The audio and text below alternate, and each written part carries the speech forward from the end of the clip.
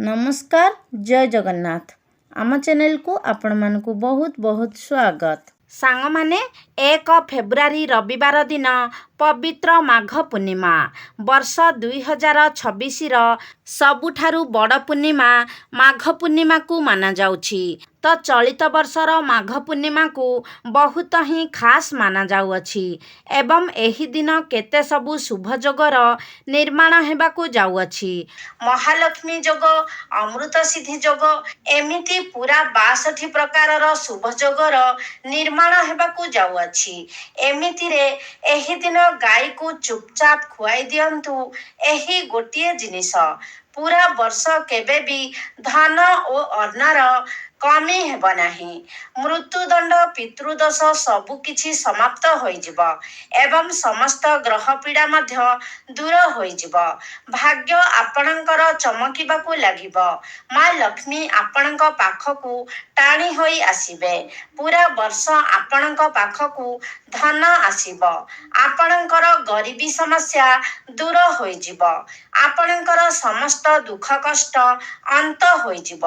सांग माने सत्य जुगरु नेई कली जुग पर्यंत माघ पूर्णिमार विशेष महत्व रहिअछि। माघ पूर्णिमा दिन भगवान विष्णुंकर यथाविधि पूजार्चना करा जाइथाए। ता सहित माँ लक्ष्मी को भी पूजा करिबार मध्य विधि रहिअछि। पूर्णिमा दिन स्नान दान एवं ध्यान पाई बहुत ही शुभ दिन माना जाइथाए। एही दिन करा जाइथिबा तप जप अनंत गुणा फलदायी होइथाए। एथिपाई पूर्णिमा दिन जदि किछि खास उपाय को करा जाए आपनकू बहुत शीघ्र ही शुभ फलर प्राप्ति होइथाए। एवं एही माघ पूर्णिमा दिन जदि आपण किछि विशेष उपायर पालन करंती तो आपणकू 12टी जाक पूर्णिमार पुण्य फल प्राप्ति होइथाए। सेथिपाई आमर हिंदू धर्म रे एही माघ पूर्णिमाटी को अत्यंत महत्व प्रदान करा जाइथाए एवं सर्वश्रेष्ठ बोली मध्य माना जाइथाए। सेथिपाई एही माघ पूर्णिमा दिन गाई को चुपचाप खुआई दियंतु। एही जिनिस आपणकू कोटि पुण्य प्राप्ति हेब एवं माँ लक्ष्मींकर विशेष कृपा मध्य प्राप्ति हेब। जीवनर समस्त दुख कष्ट समस्या दूर हेबा सहित समस्त मनस्कामना मध्य पूर्ण हेब। तेबे सांग माने भिडियोटी रे आगकू बढ़िबा पूर्वरु भिडियो को गोटे लाइक करी चैनल टी को सब्सक्राइब करी दियंतु एवं कमेंट बॉक्स रे भक्ति और श्रद्धार सहित जय श्री विष्णु जय माँ लक्ष्मी निश्चय लिखंतु। तेबे सांग माने आसंतु जानि नेबा गाईर सेवा किपरि करिबा उचित एवं गाई को कौन खाइबा को देबा द्वारा आपणक गृह रे धनर वृद्धि होइथाए। सांग माने शास्त्र रे गाई को गोमाता बोली वर्णना करा जाइछि एवं समस्त देवादेवी माने मध्य गोमातांकर पूजा करिथांती।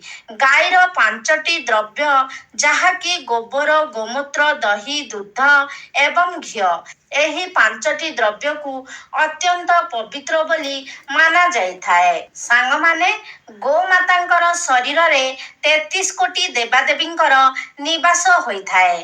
गाईटी अत्यंत निर्मल शांत पवित्र एवं निष्पाप प्राणी होइथाए। चतुर्वेद रे गाई को आमर पालन पोषण करुथिबा कामधेनु माता बोली कुहा जाइथाए।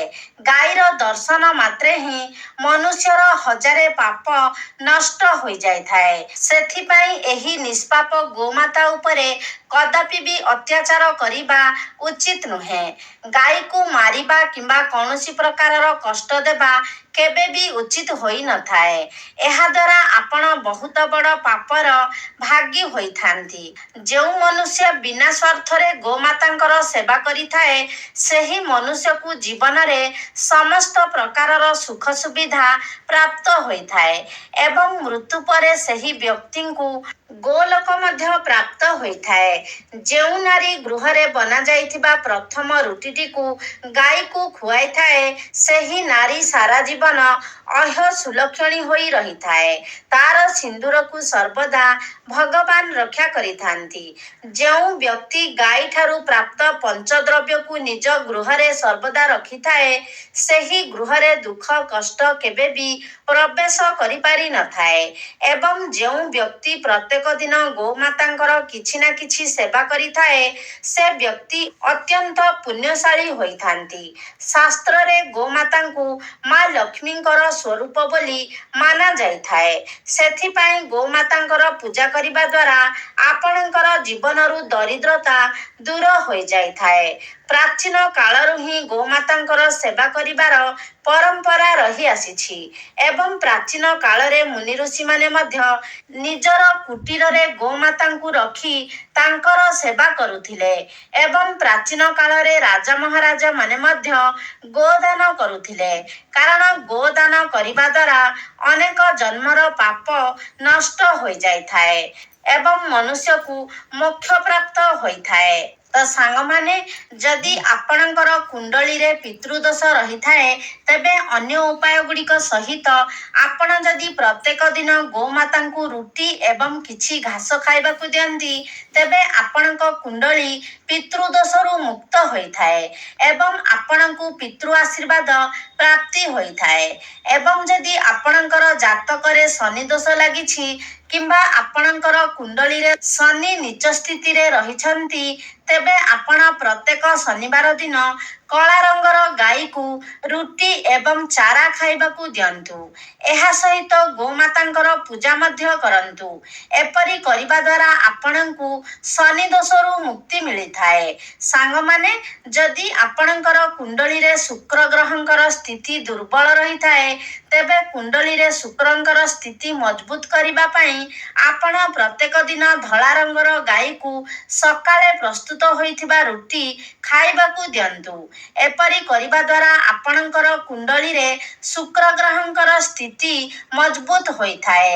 ଏବଂ ଯଦି ଆପଣଙ୍କର କୁଣ୍ଡଳୀରେ ବୁଧ ଗ୍ରହ ଖରାପ ସ୍ଥିତିରେ ରହିଛନ୍ତି କିମ୍ବା ଦୁର୍ବଳ ଅବସ୍ଥାରେ ରହିଛନ୍ତି, ତେବେ ଆପଣ ପ୍ରତ୍ୟେକ ବୁଧବାର ଦିନ ଗୋମାତାଙ୍କୁ ସବୁଜ ଚାରା ଖାଇବାକୁ ଦିଅନ୍ତୁ।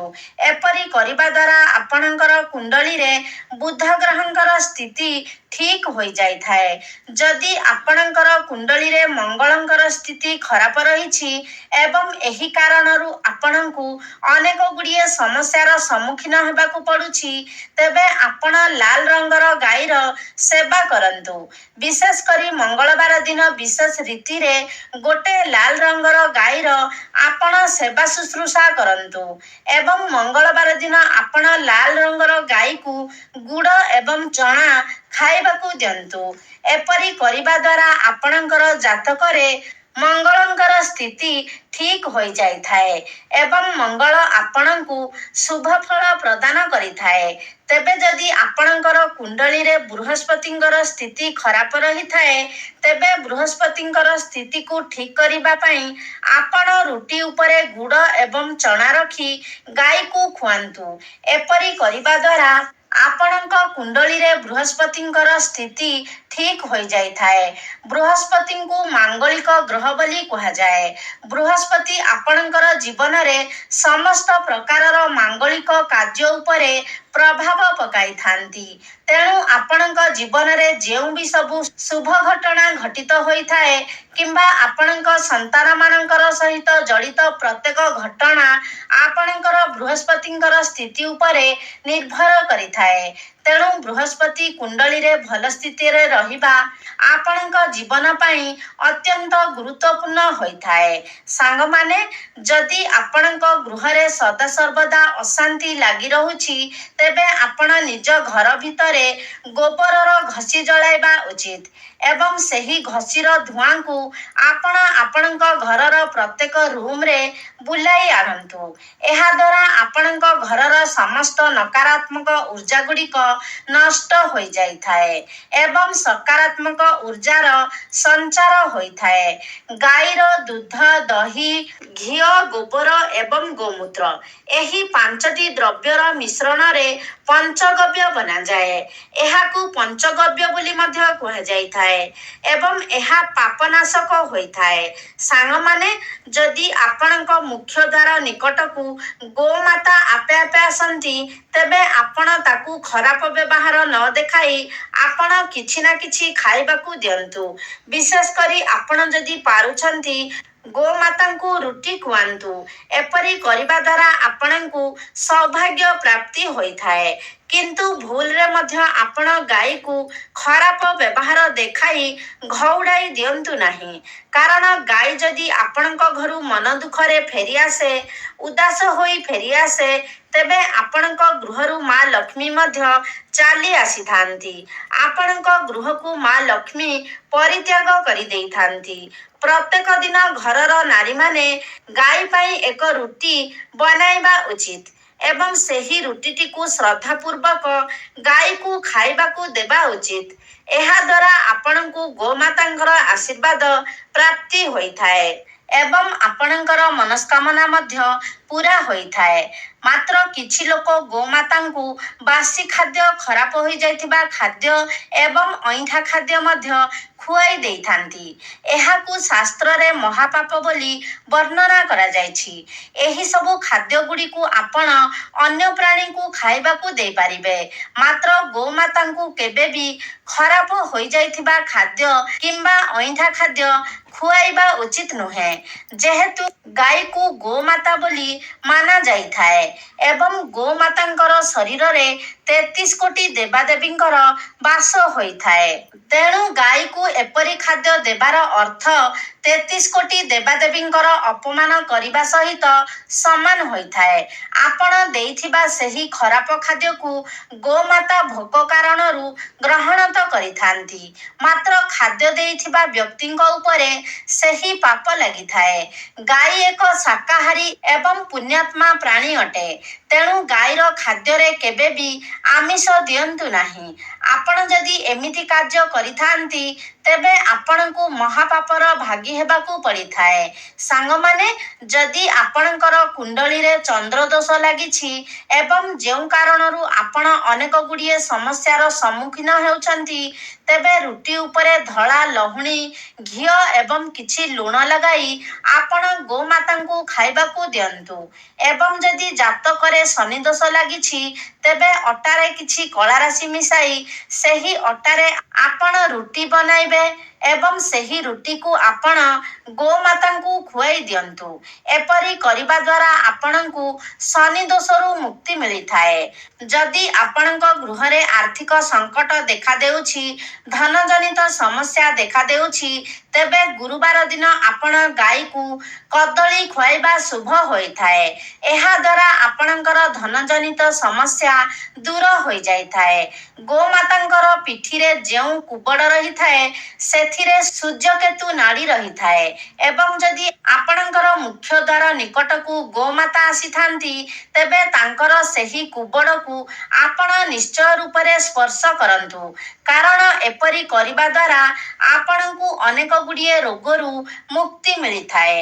ଶାସ୍ତ୍ରରେ ବର୍ଣ୍ଣନା କରାଯାଇଛି, ଯେଉଁ ବ୍ୟକ୍ତି ନିଃସ୍ୱାର୍ଥପର ଏବଂ ଶ୍ରଦ୍ଧାଭାବ ନେଇ ଗୋମାତାଙ୍କୁ ସେବା କରିଥାଏ, ସେହି ବ୍ୟକ୍ତି ମୃତ୍ୟୁ ପରେ ଗୋମାତାଙ୍କର ଲାଞ୍ଜକୁ ଧରି ବୈତରଣୀ ନଦୀ ପାର କରି କରି ଯାଇଥାଏ।